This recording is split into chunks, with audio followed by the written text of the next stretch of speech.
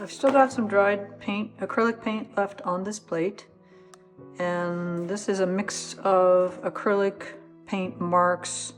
There's a little bit of soy-based Akua ink mixed in there. So I don't know if I can get that up by pulling it up with acrylic. So I'm gonna try to apply a clear acrylic medium to this in order to have the acrylics engage with each other and then pull back up onto the plate.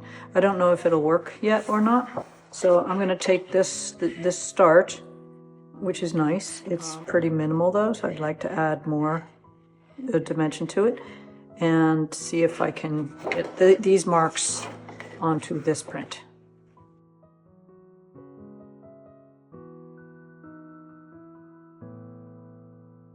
This is a one pass of Akua inks with a little bit of metallic. I don't know if we can see it in this light, but there's some bronze, a little bit of bronze powdered pigment in here. Loose approach right now, super watercolory. This is kind of a ghost print. I think the ghost prints are often nicer in some ways, or at least I should say, they give you a nice beginning. They're not necessarily nicer, but this is super pale. It dried light. So I will use these as a base and keep working on them. You know, this is kind of along the theme of anticipation of snow.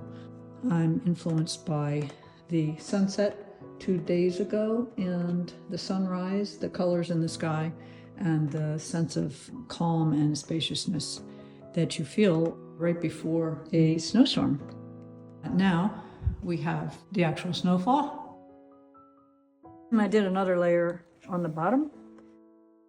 These are not the same results you'll get as if you had a printing press, but they're not bad.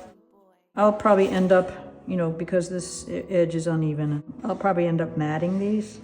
So I might come in a little bit, we'll see. Or maybe that won't bother me later and I'll matte it outside the edge. I got a partial translucent gray there.